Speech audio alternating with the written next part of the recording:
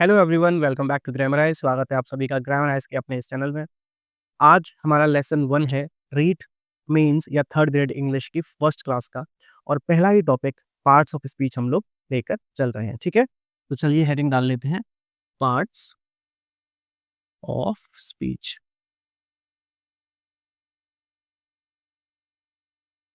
अब आप लोगों में से बहुत सारे लोगों को पहले से ही इंफॉर्मेशन होगी, पहले से ये नॉलेज होगी कि पार्ट्स ऑफ स्पीच कितने होते हैं। ठीक है, तो कुछ लोग बोलेंगे कि सर पार्ट्स ऑफ स्पीच 8 होते हैं। ठीक है, कितने होते हैं? 8 होते हैं।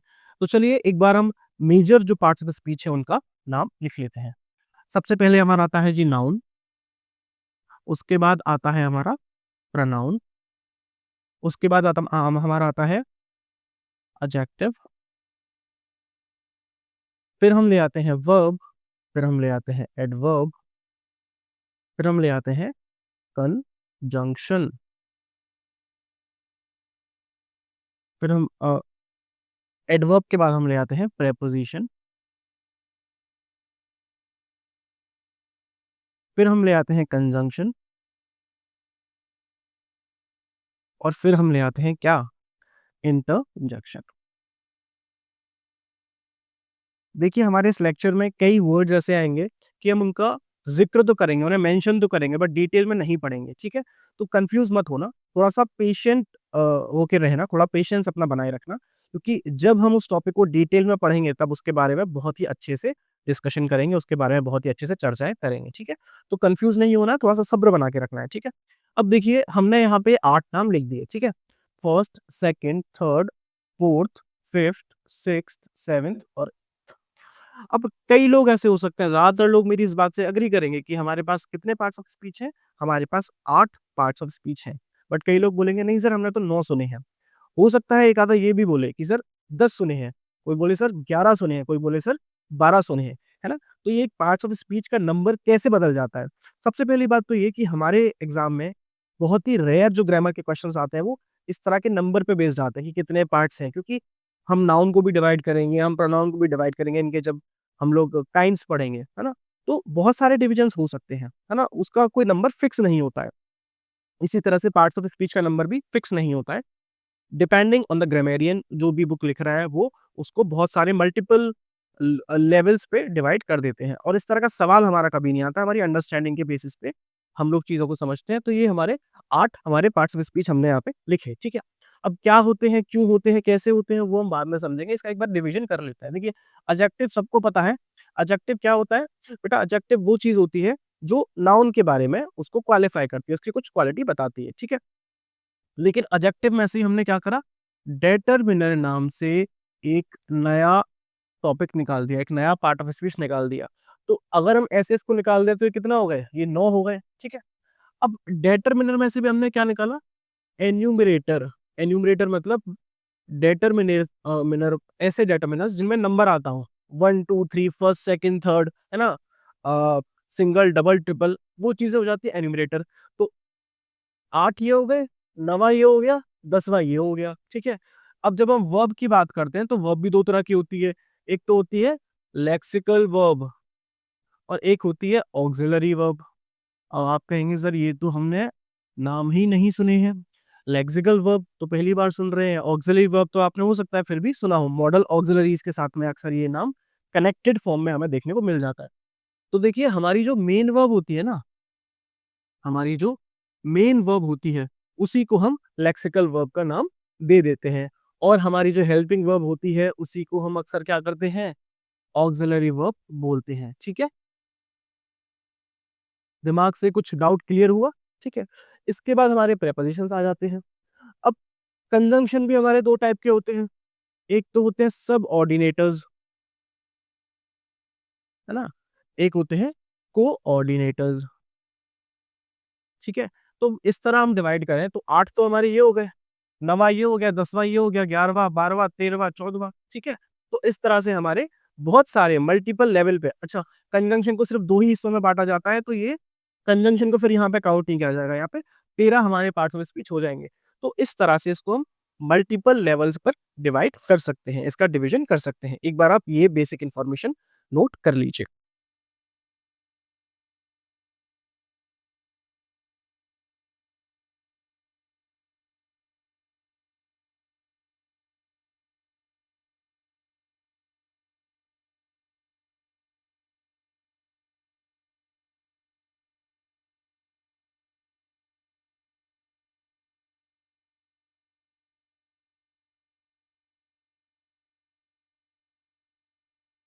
एक बार हम एक ब्रॉडर स्ट्रक्चर से नैरोअर स्ट्रक्चर में आके देखते हैं, ये पार्ट ऑफ स्पीच कैसे हमारा आता है। देखिए, सबसे पहले हम सबको पता है, अक्सर ये हम शुरुआत करते हैं लेटर से, वर्ड से, है ना? वो आपने शायद पहले कभी ग्रामर की क्लासेस ली होंगी तो उसमें देखा होगा।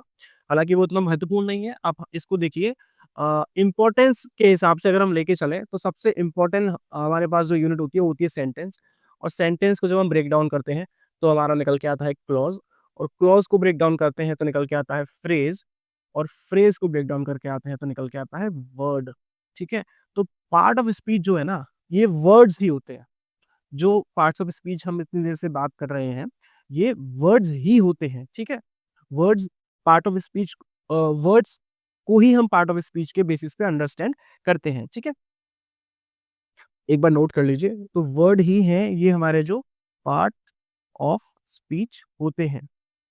और अभी हमने समझा कि आम तौर पर हम इन्हें 8 मानकर चलते हैं, लेकिन इसका फर्दर डिवीजन भी हो सकता है।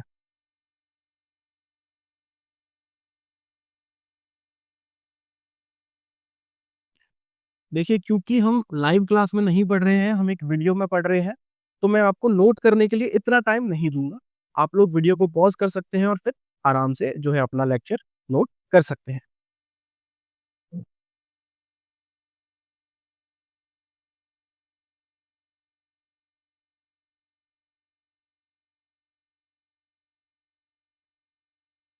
अब हमारी हेडिंग आती है ये। अब आप लोग कहेंगे, आपके दिमाग में हो सकता है ऐसा क्वेश्चन आए, जो लोग एक्टिवली हमारा वीडियो देख रहे हैं उनके दिमाग में तो ज़रूर से क्वेश्चन आएगा। जो लोग एक्टिवली नहीं देख रहे हैं, जो सोकर देख रहा है, खाना खाते हुए देख रहे हैं, टाइम पास करने के लिए देख रहे हैं, उनके दिमाग में इस तरह का सवाल नहीं आएगा कि सर टॉपिक हमारा चल रहा है क्या? पार्ट्स ऑफ स्पीच, और हमने हेडिंग क्या डाली हुई है? Word class. तो ये क्या गड़बड़ है? ये क्या दिक्कत है ना? ये क्या गलती से ऐसा लिख दिया गया है? देखिए, अभी हमने देखा कि सेंटेंस को जब हमने ब्रेक डाउन किया तो क्लॉज़ आया। क्लॉज़ को हमने ब्रेक डाउन किया तो फ्रेज़ आया, और फ्रेज़ को जब ब्रेक डाउन किया तो वर्ड आया, और वर्ड ही हमारी यूनिट होती है किसकी? पार्ट ऑफ स्पीच की। तो वर्ड की क्लास से हम शुरुआत करेंगे, देखिए, है ना? वर्ड क्लास क्या है? वर्ड को हम कितने टाइप्स में डिवाइड कर सकते हैं? तो इसको हमने 2 टाइप में डिवाइड किया है। First is open class. अब ओपन क्लास को हम मेजर क्लास भी बोल देते हैं। क्या बोल देते हैं? Major class. And second is close class, है ना? क्लोज़्ड क्लास, या फिर हम इसको माइनर क्लास भी बोल देंगे। ये पेयर में चलेगा बेटा, है ना? ओपन का ऑपोज़िट है तो क्लोज़ हो गया, और मेजर है तो माइनर हो गया, ठीक है? अब ये जो हमने 2 डिवीज़न किए ना बेटा, ये हो जाएँगी वर्ड की कैटेगरीज़, है ना? इसी को क्या बोल देंगे? वर्ड की कैटेगरीज़, और वर्ड कैटेगरीज़ को हम क्या बोलते हैं? Part of speech. देखो, वर्ड क्लास कह लो या वर्ड कैटेगरी कह लो, है ना? और इसी को हम बोलते हैं पार्ट्स ऑफ स्पीच। थोड़ा-सा कन्फ्यूजन आपको हो सकता है अभी हो, जो लोग पहली बार इस वर्ड को सुन रहे हैं, लेकिन जैसे-जैसे हम लेक्चर में आगे बढ़ेंगे, वैसे-वैसे चीज़ें आपके क्लियर होती जाएँगी। तो आप देखते रहिए, है ना? ऐसा नहीं कि समझ में नहीं आया तो चले जाइए, है ना? ये मत करिएगा, क्योंकि पहली बार जब हम वर्ड्स को समझते हैं, कोई भी वर्ड पहली बार सुनते हैं, तो हमें अक्सर ही समझ में नहीं आता, लेकिन जैसे ही हम डिटेल में जाते हैं, उसकी उसकी गहराई में जाते हैं, तो चीज़ें हमारे माइंड में क्लियर होती हैं, कॉन्सेप्ट्स क्लियर हो जाते हैं। तो देखिए, अब हमने इसको मेजर क्लास और माइनर क्लास में डिवाइड किया, ओपन क्लास और क्लोज़ क्लास में डिवाइड किया। तो कौन-कौन से हमारे जो पार्ट ऑफ स्पीच है, वो मेजर क्लास में आते हैं? First is noun, second is adjective, है ना? Third is adverb, and fourth is lexical verb. Lexical verb क्या होती है? ये हमने अभी जाना था। मेन वर्ब को ही हम क्या बोल देते हैं? लेक्सिकल वर्ब बोल देते हैं, ठीक है? अब आते हैं हम क्लोज़ क्लास पर। तो सबसे पहले तो क्या हो गया? प्रोनाउन हो गया बेटा, ठीक है? प्रोनाउन के बाद क्या है हमारा? एडजेक्टिव इधर आ गया, एडवर्ब इधर आ गया। अब हमारा यहाँ पे हो गया प्रीपोज़िशन हो गया,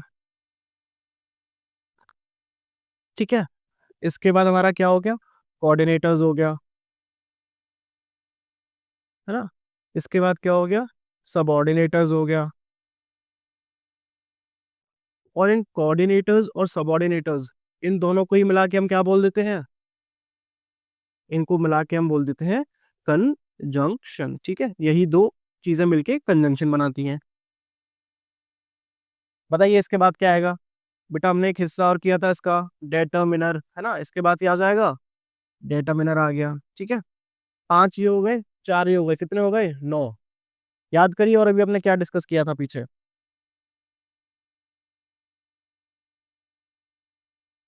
तो इसमें से एक हमारा अभी देखिए लेक्सिकल वर्ब यहाँ पे आ चुका है, क्या रह रहा है? ऑक्सिलरी वर्ब रह रहा है। ऑक्सिलरी वर्ब क्या होती है? अभी हमने पीछे डिस्कस किया था इसी लेसन में। ऑक्सिलरी वर्ब हम किसको बोलते हैं? हेल्पिंग वर्ब को हम ऑक्सिलरी वर्ब बोलते हैं, ठीक है? इसके अलावा क्या रह रहा है बेटा? देखिए इंटरजेक्शन रह रहा है ना? और एक चीज हमने डिस्कस करी थी, उसे क्या बोलते हैं? एन्यूमरेटर्स। अब एन्यूमरेटर्स भी 3 टाइप के होते हैं, है ना? पहले तो होते हैं कार्डिनल्स,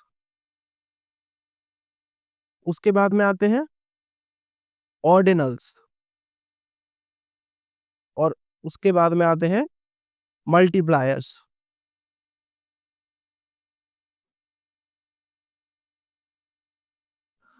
एन्यूमरेटर्स मतलब जो भी चीजें नंबर से रिलेटेड हो, ठीक है? जो भी ऐसे वर्ड्स जो नंबर से रिलेटेड हो और हमारे किसी वर्ड को डेटरमिन करें, किसी नाउन को डेटरमिन करें, ठीक है? उसके बारे में बताएं, है ना? एक फिक्स नंबर उसको दे दिया जाए। बेटा कॉर्डिनल्स सी, है ना? तो सी से हम काउंटिंग इस तरह रिलेट कर लेते हैं, सी से काउंटिंग। तो जिस तरह हमने काउंटिंग सीखी थी, कैसे सीखी थी हमने काउंटिंग? 1 2 3 4, तो इस तरह के नंबर जहां पे आते हैं, जैसे कि 1 बॉय, 1 बॉल, 1 काउ, 1 एप्पल, ठीक है? तो ये बॉल, एप्पल, काउ ये सारे क्या है? ये नाउन्स है। और इसके आगे जब बल लग गया, है ना? तो वो क्या हो गया? एडजेक्टिव भी बोल सकते हैं। उसका हिस्सा डेटरमिनर है, डेटरमिनर में आ गए। और डेटरमिनर का ही एक टाइप क्या है फिर? एन्यूमरेटर है, ठीक है? और एन्यूमरेटर का टाइप कौन सा है? कार्डिनल है, ठीक है? तो 1 2 3 इस तरह की जो चीजें आती हैं, ये क्या हो जाती है? कार्डिनल एन्यूमरेटर्स में आ जाते हैं, है ना? नोट करिए।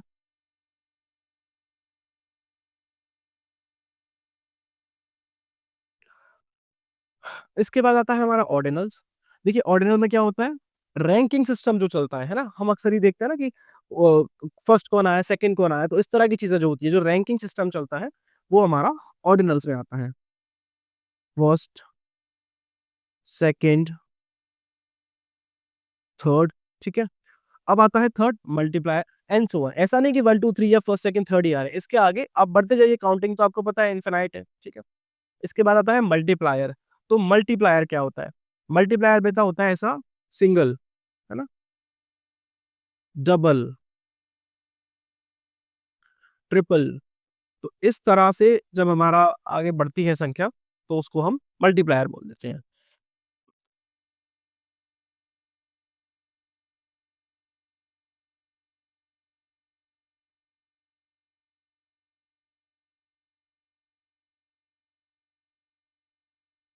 अच्छा यहाँ पे एक वर्ड आया है ट्रिपल, है ना? ट्रिपल को हम एक वर्ड से और भी जानते हैं, वो होता है ट्रेबल।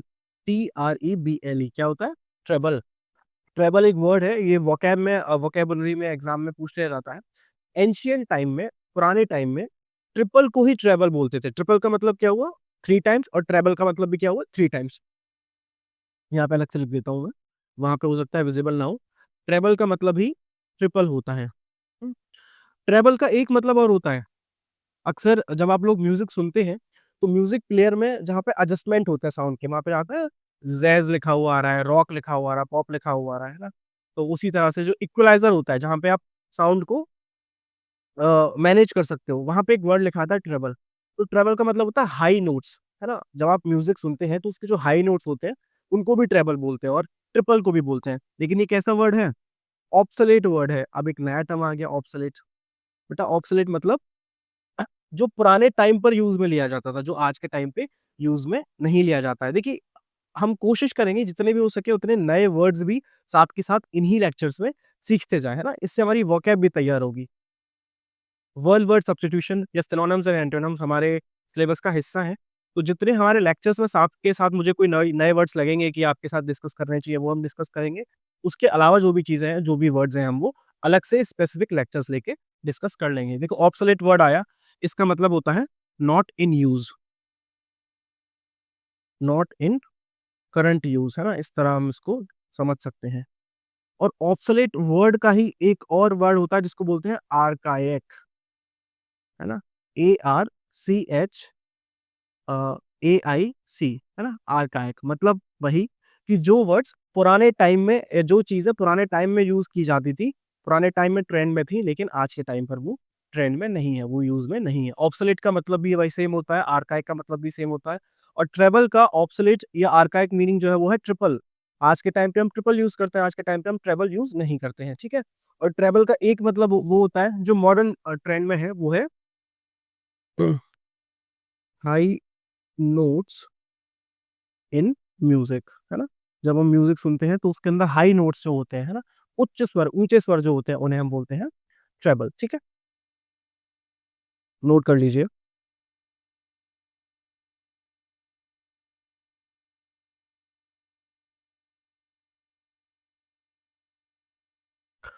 अच्छा, अब क्वेश्चन ये उठता है कि हमने जो नाम दिया है जैसे ओपन क्लास या यहाँ इसे नाम दिया क्लोज क्लास, माइनर क्लास, है ना? वो क्यों दिया? इसको ऐसे ही लिखे रहने देते हैं, इसके साथ ही समझते हैं। आप मुझे कुछ नाउन के एग्जांपल दीजिए। तो देखिए, नाउन का एग्जांपल हम कुछ भी ले सकते हैं। प्रॉपर नाउन का एग्जांपल हो, तो मैं किसी का भी नाम ले सकता हूँ, किसी भी शहर का नाम ले सकता हूँ, है ना? किसी भी इंसान का नाम ले सकता हूँ, किसी भी ऑब्जेक्ट का नाम ले सकता हूँ। मैं नाम ले सकता हूँ मोहित, मैं नाम ले सकता हूँ शालिनी, है ना? मैं नाम ले सकता हूँ दिल्ली, मैं नाम ले सकता हूँ जयपुर, श्रीलंका, एम्स्टर्डम, ठीक है? तो अनलिमिटेड नंबर ऑफ नाउन्स हैं। नाउन कितने भी हो सकते हैं, मैं किसी फ्रूट का नाम ले सकता हूँ, मैं किसी एनिमल का नाम ले सकता हूँ, है ना? मैं किसी भी ऑब्जेक्ट का नाम ले सकता हूँ, मैं मार्कर बोल सकता हूँ, मैं टी-शर्ट बोल सकता हूँ। टी-शर्ट में भी मैं व्हाइट टी-शर्ट बोल सकता हूँ, ब्लैक टी-शर्ट बोल सकता हूँ, मैं पेट्स के नाम ले सकता हूँ, मैं किटी बोल सकता हूँ, मैं डोडो बोल सकता हूँ, मैं टोटो बोल सकता हूँ, ठीक है? मैं दुनिया भर की रिवर्स के नाम ले सकता हूँ। तो बात ये है कि नाउन्स के नंबर जो है वो अनलिमिटेड हैं, बहुत सारे हैं, ठीक है? सेम चीज़ एडजेक्टिव के साथ आती है। बेटा एडजेक्टिव क्या करता है? नाउन की क्वालिटी बताता है, उसको क्वालिफाई करता है। Black, white, fat, thin, long, tall, दुनिया भर के एडजेक्टिव हैं। ब्यूटीफुल है, अगली है ना? वार्म है, कोल्ड है, चिल्ड है, दुनिया भर के एडजेक्टिव हैं, ठीक है? तो क्या नंबर इसका लिमिटेड है? नहीं है, अनलिमिटेड है। Same goes with adverb, adverb भी दुनिया भर के हैं, है ना? Same goes with lexical verb मतलब मेन वर्ब। देखिए इसीलिए हमने इसका डिवीजन किया। लेक्सिकल वर्ब हमारे पास अनलिमिटेड है, लेकिन हेल्पिंग वर्ब जो है, जो हमने यहाँ पे ऑक्सिलरी वर्ब लिखा है, क्या ये अनलिमिटेड है? नहीं, ये लिमिटेड नंबर में आती है। जब हम टेंस पढ़ते हैं तब इसको हम समझेंगे कि हर टेंस की 1, 2, 3 कुछ स्पेसिफिक हेल्पिंग वर्ब्स होती है, वही हम उसके साथ में इस्तेमाल करते हैं। लेकिन जो लेक्सिकल वर्ब है, जो मेन वर्ब है ना? क्या वो लिमिटेड है नंबर में? बिल्कुल नहीं है ना? लेक्सिकल वर्ब तो कोई भी हो सकती है। रन हो सकती है, गो हो सकती है, ईट हो सकती है, स्लैप हो सकती है, स्टडी हो सकती है, फ्रस्ट्रेट हो सकती है ना? तो कुछ भी हो सकती है, दुनिया भर की वो है वर्ब्स हैं। तो क्या ये लिमिटेड है नंबर में? नहीं है लिमिटेड। इसीलिए इसको हम ओपन क्लास बोल देते हैं, मतलब कि कैटेगरी ओपन है। इसमें नए वर्ड्स ऐड हो सकते हैं, इसमें दुनिया भर के वर्ड्स आ सकते हैं। इसमें क्या हो सकता है? New words can be formed, new words can be formed. देखो बेटा हो सकता है कुछ बच्चों को जो बोर्ड पर लिखी हुई चीजें हैं वो विजिबल ना हो, तो आप एक काम करिएगा, जहां भी आपको चीजें विजिबल नहीं लगती हैं वहां पे आप अपने वीडियो की क्वालिटी को एचडी करिएगा, 180 पिक्सल या 4K में करिएगा और वहां पे आपको वो चीजें दिख जाएंगी। या फिर हो सकता है कि आपको लाइटिंग की वजह से जो रिफ्लेक्शन यहाँ पे लाइट का पड़ रहा है उसकी वजह से कुछ चीजें विजिबल ना हो, तो उस केस में भी आप क्या करिएगा, क्योंकि लाइट तो जरूरी है, अगर वीडियो रिकॉर्ड कर रहे हैं तो लाइटिंग का होना जरूरी है, क्योंकि वाइट बोर्ड है तो रिफ्लेक्शन भी होगा। तो जब मैं कुछ भी लिखाता हूँ तो मैं उसको बोलता जरूर हूँ, आप वहां से उसको नोट कर लीजिएगा, मेरे बोलने पर ध्यान दीजिएगा, ठीक है? तो इतना थोड़ी सी मेहनत आपको करनी पड़ेगी हमारे साथ में रहने के लिए, ठीक है? अच्छा, यहाँ पे मैंने बोला कि new words can B form, तो इसीलिए क्या हो गई, ये ओपन क्लास हो गई। मेजर क्लास क्यों बोलते हैं? क्योंकि इसमें अनलिमिटेड नंबर है ना? इसमें ज़्यादा नंबर है ना? क्लोज़ क्लास क्या है? देखिए बेटा प्रोनाउन की बात करते हैं, तो प्रोनाउन कितने होते हैं? गिनती के हैं। आई है, ही है, शी है, इट है ना? दे है। तो लिमिटेड नंबर है। क्या नए प्रोनाउन हम फॉर्म कर सकते हैं? बिल्कुल नहीं कर सकते हैं। सेम चीज़ प्रीपोजिशन इसके प्रीपोजिशन के साथ है, इन है, ऑन है, आफ्टर है ना? तो ये भी लिमिटेड ही है। भाई 50-60 होंगे, 60-70 होंगे, 80 होंगे। लेकिन क्या हम नए फॉर्म कर सकते हैं? हम नए प्रेपोजिशन या नए प्रोनाउंस फॉर्म नहीं कर सकते हैं।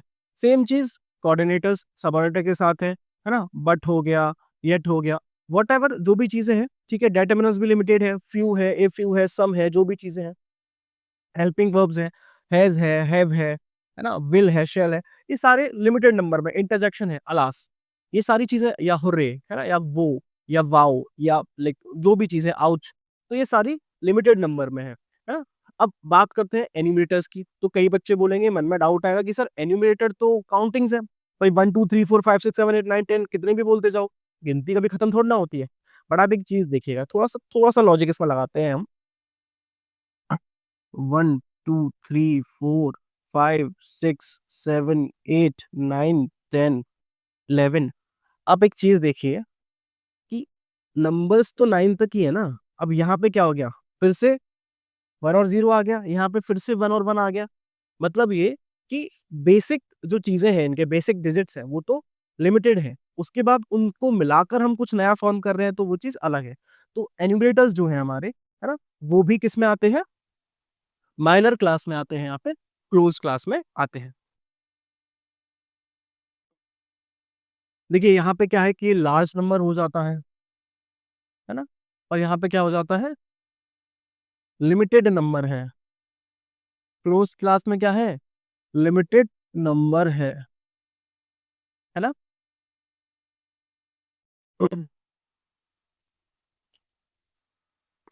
चलिए, इसको आप एक बार रब कर लीजिए, फिर मैं एक बार इनको इनके डिफरेंसेस लिखा देता हूँ अलग से, जिससे कि आपको अच्छे से समझ में आ जाएँ चीज़ें।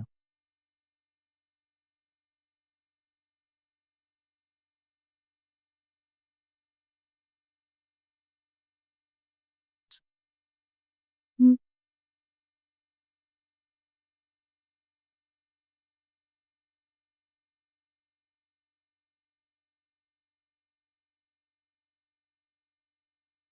क्लोज़ क्लास देखिए, यहाँ पे क्या है? New words can be formed, और यहाँ पे है no new words can be formed, ठीक है? यहाँ पे है अनलिमिटेड नंबर,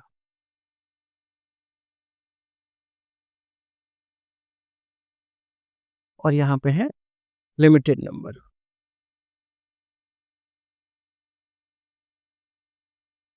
ठीक है? आई होप आपको ये चीज़ अब क्लियर हो गई होंगी।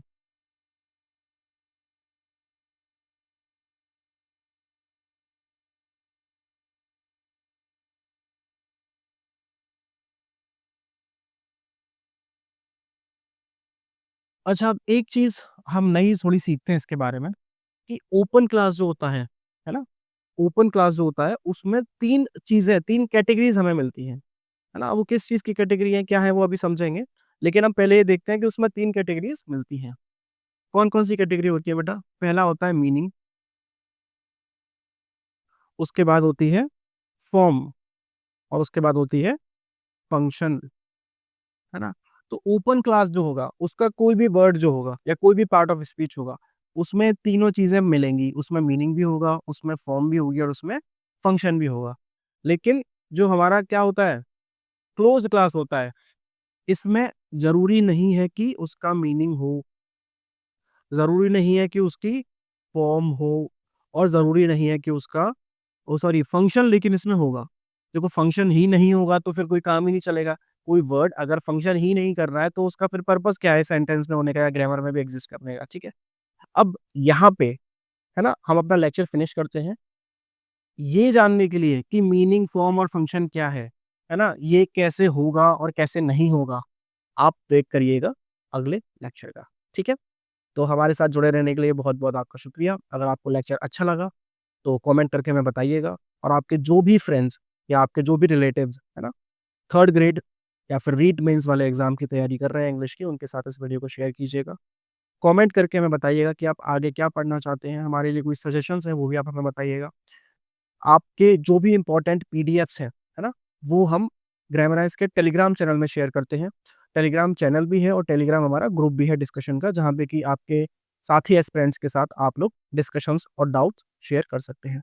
मेरे से अगर आपकी कोई पर्सनल क्वेरी है जिसे आप डिस्कस करना चाहते हैं, तो हमारे डिस्क्रिप्शन बॉक्स में आपको मेरा इंस्टाग्राम अकाउंट मिल जाएगा, वहाँ पे मुझे फॉलो करिए और वहाँ पे आप मुझे मैसेज भेज सकते हैं। Thank you very much for watching Grammarise. Stay tuned.